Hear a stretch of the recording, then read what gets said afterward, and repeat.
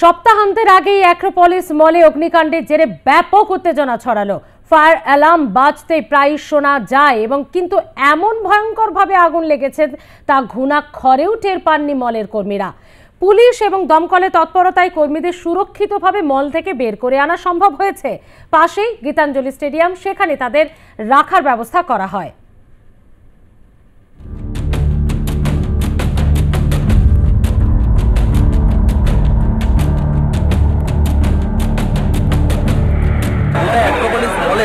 চারিদিক থেকে ধোঁয়া বেরোচ্ছে। এটি মূলত শর্ট সার্কিট না কিসের কারণে এই ধোঁয়া লেগেছে এখনো পর্যন্ত সেদিকে নজর রাখা হচ্ছে। তবে দমকলের শেষ পর্যন্ত যেটি জানা গেছিল যে 10টি ইঞ্জিন ইতিমধ্যেই ঢুকেছে এবং তারপরে আরও 3টি ইঞ্জিন ঢুকতে দেখা গেল। হাইড্রোলিক ল্যাডার ঢুকেছে, সেই ছবিটা দেখাবো। সেই গাড়িটা ইতিমধ্যেই আসছে এইদিকে।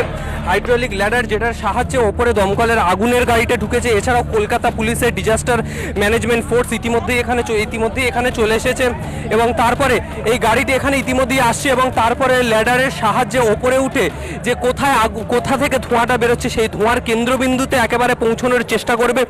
আমরা যেটা খবর পাচ্ছি, আমাদের লোকেরা যেটা দেখতে পেয়েছে, আর ফুড কোর্টে আগুন, তা ল্যাডার এই সমস্ত জায়গায় ল্যাডারের কাজ হয়। আমরা দুটো ল্যাডার পাঠিয়েছি, সে দুটো ল্যাডারের সাহায্যে আমরা স্মোকটাকে বার করতে চাইছি। ওই যে গ্লাসগুলো আছে, কিছু গ্লাস আমরা ভেঙে দিচ্ছি যাতে স্মোকগুলো বেরিয়ে। আমার সঙ্গে অফিসারদের কথা হয়েছে, সেই ইনস্ট্রাকশানে আমি দিয়েছি যে গ্লাসগুলোকে তোমরা ভেঙে ফেলো, তাহলে ধোঁয়াটা বেরোতে সহজ।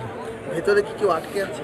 এখনও পর্যন্ত কোনো খবর আমরা পাইনি, আর স্বাভাবিকভাবেই এটা বলতে পারি কোনো লোক ভেতরে নেই। সোর্স অফ ফায়ার কিছু জানা গেছে? সোর্স অফ ফায়ার এত তাড়াতাড়ি বলা যায় না, এটা ফরেন্সিক হবে, এনকোয়ারি হবে। আফটার এনকোয়ারি ফরেন্সিক আমরা জানাতে পারি। আমি বলছি তো এনকোয়ারি করব, ফুললি এনকোয়ারি হবে। যদি কোথাও কোনো প্রবলেম থাকে, যদি কর্তৃপক্ষর কোথাও কোনো গাফিলতি থাকে, সেটা অ্যাকশন হবে। এই অ্যাক্রোপলিস মলের ভিতরে একাধিক অফিস, শুধু শপিং মল নয়, অফিস রয়েছে, বিভিন্ন বিষয়ে সেখানে কাজকর্ম হয়।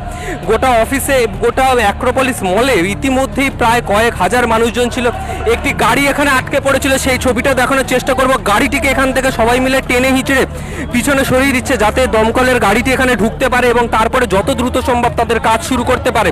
কিন্তু যে কথাটা বলছিলাম যে অ্যাক্রোপলিস মলের ভিতরে যারা ছিলেন বা যাদের অফিস ছিল তাদেরকে ইতিমধ্যেই গীতাঞ্জলি স্টেডিয়ামের কাছে সরিয়ে নেওয়া হয়েছে এবং গীতাঞ্জলি স্টেডিয়ামে তাদেরকে নিয়ে যাওয়া হয়েছে। সেখানে তাদেরকে সুরক্ষিতভাবে রাখা হয়েছে যাতে কোনো রকম কোনো বিপর্যয়ের মোকাবিলা তাদের না করতে হয়, সেই কারণে তাদের সুরক্ষার কথা মাথায় রেখে তাদেরকে এই জায়গা থেকে সরিয়ে নেওয়া হয়েছে। প্রথমে তো অ্যালার্ম বেজে যাচ্ছিল, তারপরে আমরা যেই বেরিয়েছি আমাদের সিকিউরিটি গার্ড ছিল, আমাদের সিম্বা প্লে জোন আছে ওখানে, আমাদের যে সিকিউরিটি গার্ড ছিল বললো আগুন লেগেছে। তারপর দেখলাম ক্রসওয়ালটা পুরো দাও দাও করে জ্বলছে।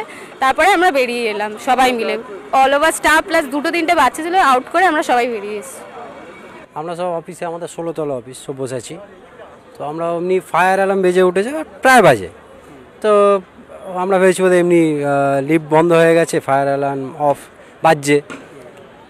তো আমরা নর্মাল যেমন কাজ করি সেমনি যে যার মতন কাজ করছি। তারপরে হঠাৎ আমাদের সিকিউরিটি এসে বলল যে নিচে আগুন লেগেছে, সম্ভবত 4 তলায় বা 5 তলায়। তো আমরা তখন একটু মনে প্যানিক হয়ে গেল।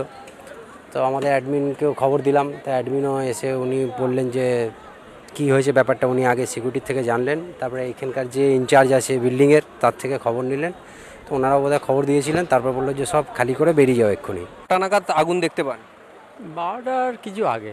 মানে কি ভিতরে আগুন দেখতে পেয়েছেন নাকি ধোঁয়া? কিভাবে আতঙ্কটা ছড়ালো প্রথমে?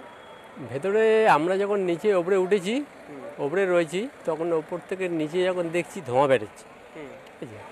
ধোঁয়া বেরোর পর আমরা সব অফিসে সব জানিয়ে দিয়েছি, সব স্টাফরা সব আস্তে আস্তে লাফতে শুরু করেছে।